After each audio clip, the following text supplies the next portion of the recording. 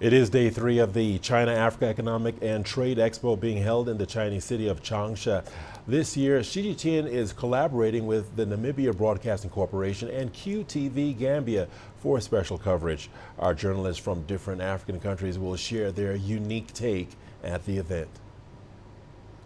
I am at the Changsha International Convention and Exhibition Center in Changsha, where the third China-Africa Economic and Trade Expo is being held. This year's event attracts huge media attentions from the continent, as it is attended by representatives from 53 African countries. Here, I am joined by Salima Henok from Namibian Broadcasting Corporation and Momodu Lamin Choi, QTV Gambia, for this special coverage to observe the expo from perspectives of journalists from different African countries. First, let's cross over to Salima to find out what she feels about the event. I have been moving around the expo area, and the hype and mood speaks volume of the purpose of this expo. This year's expo is yet another opportunity for Africa and China to find new ways of cooperation in economic and trade. With Africa and China drawing closer, it is expected that the cooperation between the two sides will help to better the lives of the people. Africa market is very important for us. So we set lots of distributors in the South Africa, Kenya, Nigeria, and Madagascar. And secondly, we also do a small battery factory in South Africa.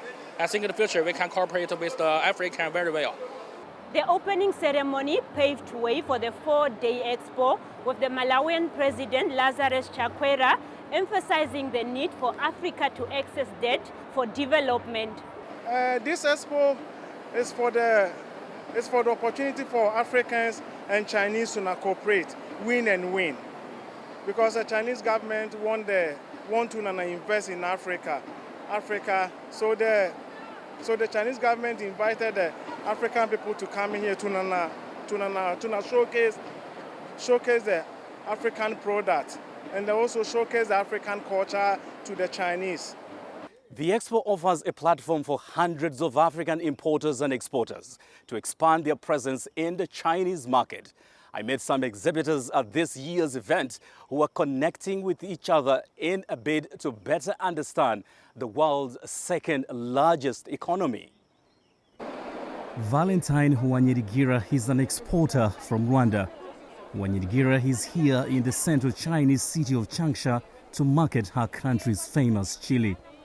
She says Changsha's historical reputation for spicy dishes presents a perfect opportunity to showcase Rwandan products. We want to look how we can find also raw materials here, to find people on this local market who can just ship the raw materials like bottles for us. So that's why we are here. Rwanda's ambassador to China has also been involved in promoting one of Kigali's most cherished foreign exchange honors. Even though we have been successful in terms of bringing our chili to the Chinese market, we have not been able to bring enough quantities to the market because the demand is extremely high. So China is where we should all focus. And of course, we are not looking at the size of the market alone because that's not enough. We are also looking at the opportunity of inviting and enticing investors from China to come and invest on the supply side to be able to increase production to meet the demand. Neighboring Rwanda is another East African country, Uganda, with products also featured in Changsha. Joseph Nkandu is the executive director of Uganda National Union of Agribusinesses and Farm Enterprises. Nkandu is seeking contacts for potential future collaboration with his Chinese counterparts. Looking at the population of China and looking at the interest that the younger people in China, have about coffee consumption as a new lifestyle for them. This is very, very important, not only for Uganda, but also for the rest of African coffee, producing countries. Coffee production and export in Uganda are each estimated to increase by approximately 4% this year. The Changsha Expo has enabled many African businesses to enter into the Chinese market. But many believe that the success of their products making it into the lucrative market will only depend on the quality of their goods. This year's China-Africa Economic and Trade Expo has signaled a moment for opportunities in increased investment and quality infrastructure. While improved infrastructure is crucial in Africa's development, China's Belt and Road Initiative has had groundbreaking results in improving transactions and stimulating economic growth on the African continent. QTV's Momodou Lamin Choi takes a look at the highlights of some of the key milestone achievements. Strategic investment is significant for mutual trade in any bilateral or multilateral cooperation.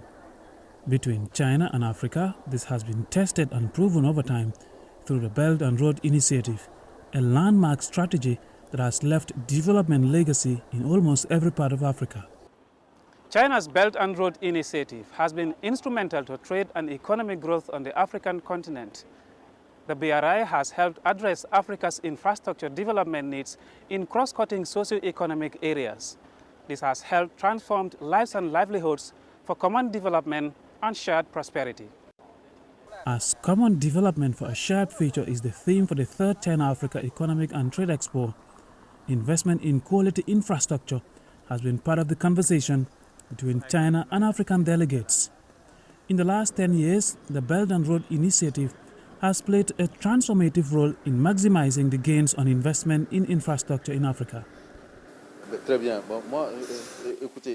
The economic relations that China has with African countries are specific and must be recognized that China intervenes with very specific and particular methods adapted to Africa, which takes into account the ambitions of Africans and our concerns. This is extremely important. This year marks the 10th anniversary of the Belt and Road Initiative.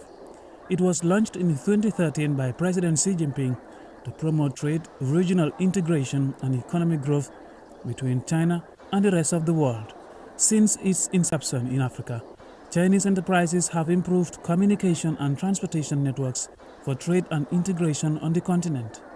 According to China's Foreign Ministry, in 20 years, Chinese companies have upgraded and constructed in Africa 10,000 kilometers of railways, 1,000 bridges, nearly 100 ports, and a significant number of schools and hospitals. Chinese enterprises, I think before you go to Africa, you need to think about yourself. This step is a kind of step of internationalize or globalization, joint globalization by using the global resources. Market, where is the market? Where is the raw material? Where is the best place to make raw material into the final products? So while the African countries, they must study their own competitive advantage.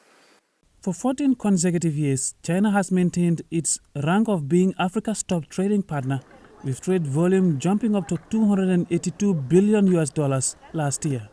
The Belt and Road Initiative is hailed as a major contributor to reducing Africa's infrastructure gaps, increasing and expanding investment, trade, and reducing poverty. China is not just offering investment infrastructure, it is offering its market. Now, over the years, the Expo has become a booster for China-Africa Economic and Trade Cooperation. It is hoped that this year's event will open up new points of growth for collaboration and take China-Africa cooperation to a new level. That's it for this special collaboration. From Changsha, I am Daniel Arap Moy.